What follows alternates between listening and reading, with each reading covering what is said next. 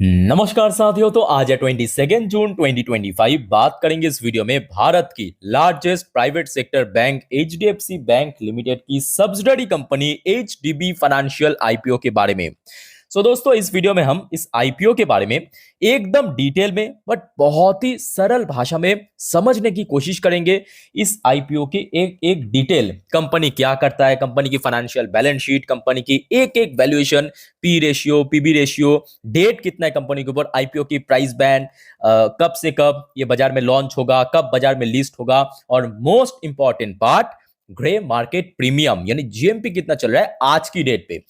चलिए दोस्तों, एक एक करके पॉइंट बाय पॉइंट आपके साथ मैं शेयर करता हूं। तो आप सभी को रिक्वेस्ट करूंगा, प्लीज वीडियो को बिना स्किप के पूरा अंत तक जरूर देखना।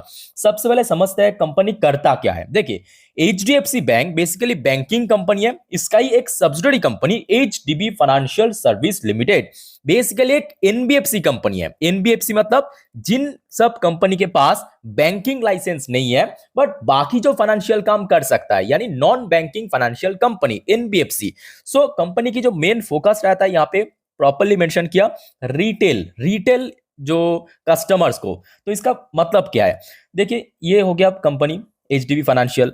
सपोज ये कस्टमर्स है, इनको चाहिए लोन, पैसा चाहिए, कुछ भी कारण हो सकता है, एजुकेशन पर्पस हो सकता है, घर बनाने के लिए हो सकता है, पर्सनल हो सकता है, कुछ भी हो सकता है। ये पहुंच गया एचडीबी फाइनेंशियल के पास और पूछा कि सर मुझे पैसे चाहिए। तो डॉक्यूमेंटेशन हुआ, तो बदले में पैसा मिला, और बदले में ब्याज मतलब इंटरेस्ट, वो अलग अलग होता है कंपनी वाइज, कोई 10%, कोई 12%, सरकारी में थोड़ा कम होता है। ये है कंपनी की मेन रेवेन्यू सोर्स, क्या, ब्याज की कमाई, रेवेन्यू इनकम। ठीक है।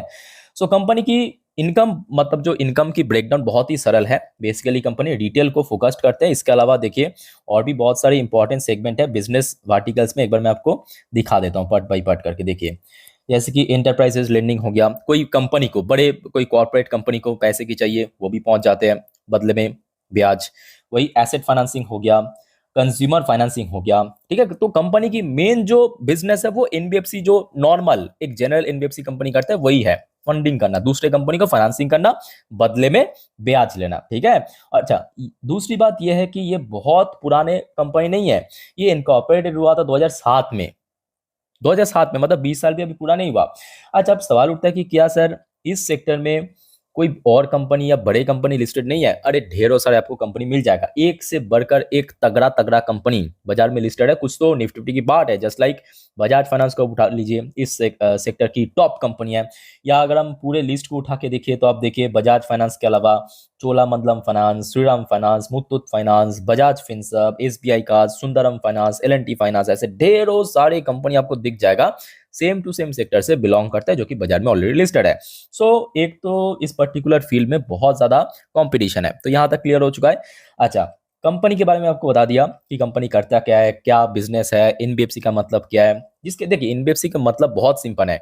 एक बैंकिंग कंपनी और एनबीएफसी में फर्क यही है कि एनबीएफसी के पास कोई बैंकिंग की लाइसेंस नहीं है, बाकी सब कुछ कर सकता है, ओके, बैंक की तरह।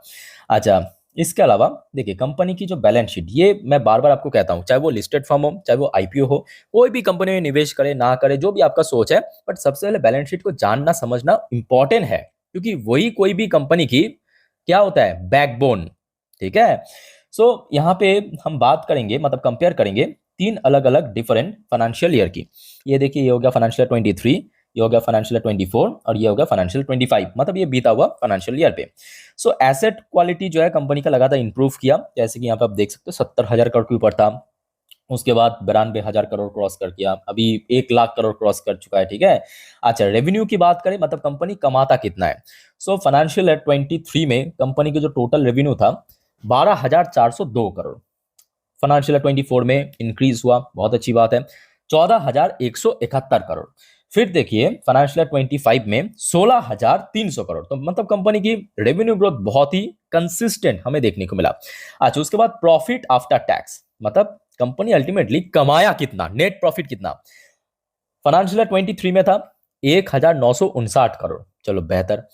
उसके बाद बहुत अच्छा ग्रोथ हुआ, फाइनेंशियल 24 में 2,460 करोड़। अनफॉर्चुनेटली कंपनी की फाइनेंशियल 25 में प्रॉफिट ड्रॉप हो गया। फाइनेंशियल 24 में जितना था वो कम होके 2175 करोड़ हो गया। अब बहुत सारे कारण हो सकता है, बिकॉज हमने देखा कि इश्यूज तो बहुत है, एक्सपेंडिचर बढ़ना और भी बहुत सारी चीज़ हो सकता है। बट हाँ, कंपनी का जो एबिटा है, एबिटा वो लगातार इंक्रीज हो रहा है। पहले 6,251 करोड़ था, फिर 8,314 करोड़, अभी 9,000, 9,500 क्रॉस कर चुका है। बाकी नेट वर्थ की बात करें, वो भी बैक टू बैक इंक्रीज हो रहा है, 10,436 करोड़, फिर 12,802 करोड़, अभी 14,936 करोड़ पे पहुंच चुका है। इवन बैंक मतलब कंपनी के पास रिजर्व एंड सरप्लस भी बहुत अच्छा है।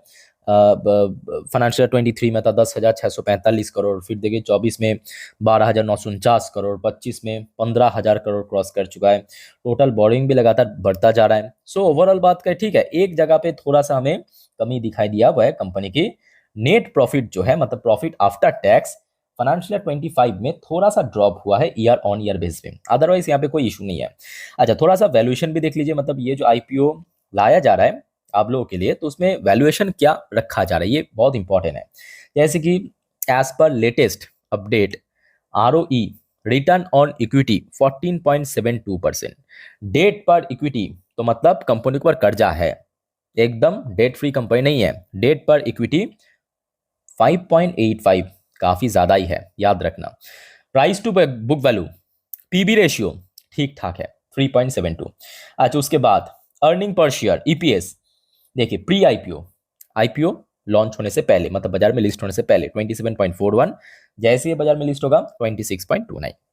अच्छा, PE ratio, price to earning ratio, most important, most important, pre IPO में 27, पोस्ट आईपीओ में 28.15। तो चलो ठीक है, मतलब बहुत ज़्यादा बोल सकते हो कि बहुत एक्सपेंसिव नहीं है, एक डिसेंट वैल्यूएशन में बाजार में लिस्ट होगा ये, ठीक है।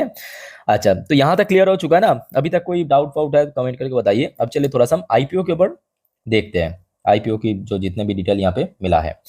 सो ये आईपीओ बाजार में ओपन होगा 25 जून से लेके 27 जून, मतलब नेक्स्ट वीक की बुधवार से लेके शुक्रवार, 25 जून बुधवार, 25, 26, 27, 27 जून इस आईपीओ की क्लोजिंग डेट है। बुधवार, बृहस्पतिवार, शुक्रवार, ये तीनों दिन में कोई भी बार आप चाहे तो सुबह की, याद रखना सुबह के 10 बजे से, एक बार लिख के देता हूं आपको मैं, सुबह के 10 बजे से लेके शाम के 5 बजे तक अप्लाई कर सकते हो। सुबह के 10 बजे से लेके शाम के 5 बजे तक कभी भी आप चाहते हैं अप्लाई कर सकते हो, ये तीनों दिन में, 25, 26, 27 को, ठीक है।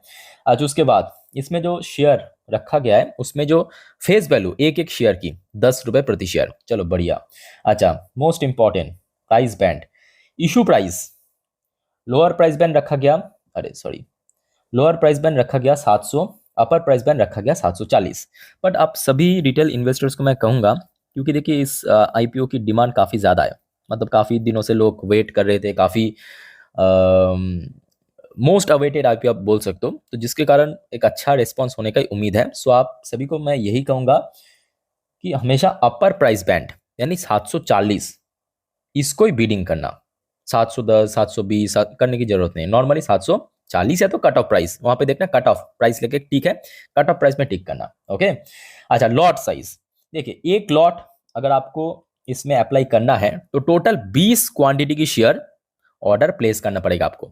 मतलब आप चाहे तो मनगढ़ंत में मुझे 5 शेयर करना है, किसी को 10 करना है, किसी को 15 करना है, ऐसा आप कर नहीं सकते। 20 की मल्टीपली आप करना पड़ेगा, या तो 20 कीजिए, या तो 2 लॉट करना है तो 40 कीजिए, अगर 3 लॉट करना है तो 60 कीजिए, 4 लॉट करना है तो 80 कीजिए, ऐसे ही आपको प्लेस करना पड़ेगा ऑर्डर, ठीक है। अच्छा, sales type, fresh capital cum offer for sale, obviously बड़े आईपीओ है तो बहुत सारे कैटेगरी रखा जाएगा। तो टोटल जो इशू साइज है, मतलब टोटल आईपीओ की टोटल साइज है 12,500 करोड़, जिसमें फ्रेश इक्विटी शेयर, याद रखना फ्रेश इक्विटी शेयर ऐड किया जाएगा 2,500 करोड़। और कंपनी की मेन प्रोमोटर कौन है? HDFC bank. तो एचडीएफसी बैंक अपना जो स्टेक, अपना जो हिस्सा सेल करेंगे इस ओएफएस के थ्रू 10,000 करोड़। और याद रखना ये जो 10,000 करोड़ आपको ऑफर फॉर सेल के थ्रू सेलिंग देखने को मिल रहा है ना, इसका इंपैक्ट आपको क्वार्टर 1 की रिजल्ट के साथ आपको एकदम देखने को मिल जाएगा, देख लेना मेरे बात को, ठीक है। क्वार्टर 1 एचडीएफसी बैंक की रिजल्ट आपको एक्स्ट्रा ऑर्डिनरी देखने को मिलेगा। उसके पीछे रीजन यही है, ये जो ऑफर फॉर सेल सेल कर रहा है 10,000 करोड़, ठीक है, वो ऐड हो जाएगा एक्सेप्शनल आइटम में। अच्छा, उसके बाद देखिए टोटल तो 12,500 करोड़ हो गया। अच्छा, issue type book building, generally बड़े आईपीओ बुक बिल्डिंग ही होता है।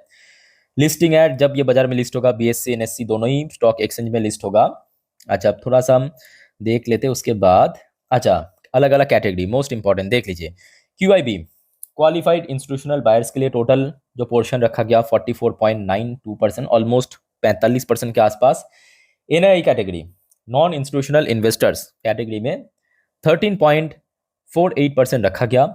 अच्छा, इसके अलावा रिटेल इन्वेस्टर्स के लिए बहुत अच्छा पोर्शन रखा गया। रिटेल इन्वेस्टर्स के लिए 31.44% यहाँ पे रखा गया, बहुत अच्छा, ठीक है। अच्छा, एम्प्लॉय के लिए भी ऑफर किया जाएगा 0.16%, बहुत ही कम। अच्छा, जो बहुत सारा क्वेरीज आ रहा था कि शेयर होल्डर कैटेगरी के लिए भी 10% शेयर दोस्तों यहाँ पे रखा गया, टोटल हो गया आपका 100%, ठीक है। सो शेयर होल्डर मतलब क्या? शेयर होल्डर मतलब अगर आप या आपके पोर्टफोलियो में एचडीएफसी बैंक की शेयर है। अब बहुत सारे जो हमारे न्यू इन्वेस्टर्स पूछते हैं कि सर कितना क्वांटिटी होना चाहिए तब मैं कुछ नहीं, सिर्फ एक क्वांटिटी अगर है ना तो भी आप हिस्सेदार बन चुके हो एचडीएफसी बैंक की, ठीक है। तो आपके पास 1 है, 10 है, 100 है, होना चाहिए बस, ठीक है। तो अगर आपके पास है एचडीएफसी बैंक की शेयर तो आप एलिजिबल बन चुके हो इस शेयर होल्डर कैटेगरी में बीडिंग करने के लिए, ठीक है। क्लियर हो चुका है। अच्छा, उसके बाद नेक्स्ट इंपॉर्टेंट पॉइंट पे चलते हैं, थोड़ा बहुत डेट वगैरह देख लेते हैं इंपॉर्टेंट जो। देखिए, ये आईपीओ बाजार में ओपन होगा 25 को, 25, 26, 27 3 दिन रहेगा, 27 तारीख क्लोजिंग डेट। उसके बाद अलॉटमेंट, मतलब जो अलॉटमेंट रिजल्ट, आपको अलॉटमेंट मिला इस आईपीओ में या नहीं मिला वो आपको मालूम पड़ेगा 30 जून सोमवार को, याद रखना। अच्छा, मान लीजिए कि आपको अलॉटमेंट नहीं मिला तो आपने जो बीडिंग किए थे वो पैसा कब रिफंड मिलेगा? उसके ठीक नेक्स्ट डे 1 जुलाई को। अच्छा, मान लीजिए कि आपका अलॉटमेंट मिल गया तो वो जो शेयर है ना, वो आपके डीमैट अकाउंट में क्रेडिट हो जाएगा सेम 1 जुलाई को। और ये आईपीओ बाजार में लिस्ट होने जा रहा है नेक्स्ट मंथ की जुलाई की सेकेंड ऑफ जुलाई 2025 यानी बुधवार को, ठीक है। और यहाँ पे देखिए वही चीज मेंशन किया जो कि ऑलरेडी मैं बता चुका हूँ कि सुबह के 10 बजे से लेके 5 बजे के अंदर आपको अप्लाई करना पड़ेगा। यूपीआई मैंडेट जो है ना उसको 5 बजे के पहले ही प्लेस करना पड़ेगा, याद रखना। उसके बाद करेंगे तो नहीं होगा, वो नेक्स्ट डे के लिए हो जाएगा या तो कैंसिल हो जाएगा, ठीक है। अच्छा, रिटेल इन्वेस्टर्स के लिए बहुत इंपॉर्टेंट पॉइंट देख लीजिए। लोग अक्सर उल्टा सीधा बिडिंग करते हैं, जो आपको मैं कुछ टाइम पहले ही कहा था कि आपके मनगढ़ंत कुछ भी शेयर को प्लेस नहीं कर सकते, बिड नहीं कर सकते। आपको हमेशा 20 की क्वांटिटी में करना पड़ेगा। अगर आपको एक लॉट करना है तो 20 की क्वांटिटी में, जिसका टोटल वैल्यू लगेगा, मतलब टोटल जो पैसा लगेगा एक लॉट बिडिंग करने के लिए 14,800 करोड़, मैं कम बोल दिया गलती से, 14,800 रुपए, ठीक है। और कोई भी रिटेल इन्वेस्टर्स सेम अकाउंट से टोटल मैक्सिमम 13 लॉट अप्लाई कर सकते, याद रखना। आप 13 लॉट से ज्यादा अप्लाई नहीं कर सकते सिंगल अकाउंट से। तो 13 लॉट सपोज मान लीजिए आप अप्लाई किया तो आपको टोटल 260 क्वांटिटी की शेयर ऑर्डर प्लेस करना पड़ेगा। उसके लिए टोटल जो आपका पैसा लगेगा इस बिडिंग में 1,92,400 रुपए। बाकी तो चलो ठीक है, एच एन आई के लिए है, वो उतना जरूरी नहीं है। अच्छा, एक और इम्पॉर्टेंट पॉइंट आप देख लीजिए, इस कंपनी में जो आप अभी अभी अभी H D F C bank की टोटल जो स्टेक है 94.32%, याद रखना। एच डी बी फाइनेंशियल की मेन प्रोमोटर है H D F C bank, ये देखिए यहाँ पे मेंशन भी किया है, ये देखिए HDFC bank limited is the promoter of company, ठीक है। तो अभी HD फाइनेंशियल के अंदर HDFC बैंक की कितना परसेंट स्टेक है? 94.32% स्टेक। अभी हमने क्या देखा यहाँ पे लगभग 10,000 करोड़, कितना किधर था जो भी नीचे था, अभी अभी हमने देखा ना 10,000 करोड़ की ऑफर फॉर सेल के थ्रू स्टेक सेल करेगा।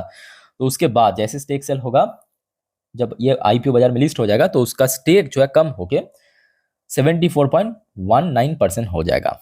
तो क्लियर हो चुका है यहाँ तक। अगर कोई आपका दोस्तों डाउट्स वगैरह है अभी तक, जो जो सारे विषय जो जो सारे टॉपिक हम लोग चर्चा किए हैं, कमेंट करके जरूर बताना, ठीक है।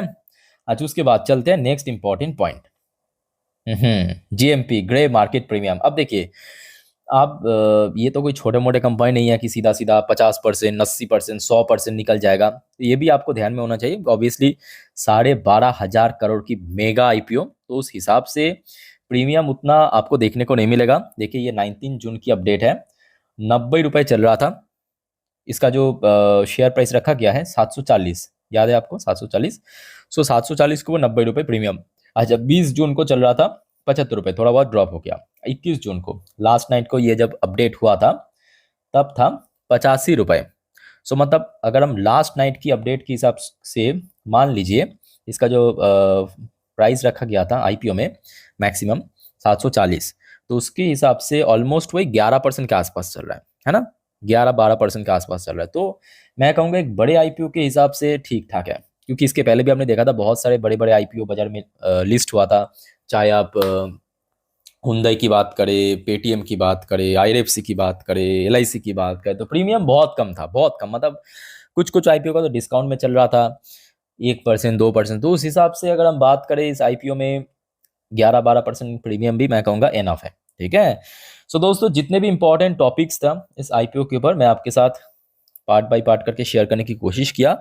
अब जो सबसे इम्पोर्टेंट सवाल आप में से ज़्यादातर रिटेल इन्वेस्टर्स के दिमाग में चलता है कि सर क्या सर इसमें निवेश करें ना करें, मतलब इसमें क्या अप्लाई करें ना करें, देखिए वो कंप्लीटली मैं आपके ऊपर छोड़ देता हूँ। मैं आपको इस कंपनी की जो खराब साइड है, अच्छे साइड है, सब कुछ आपके सामने रख दिया।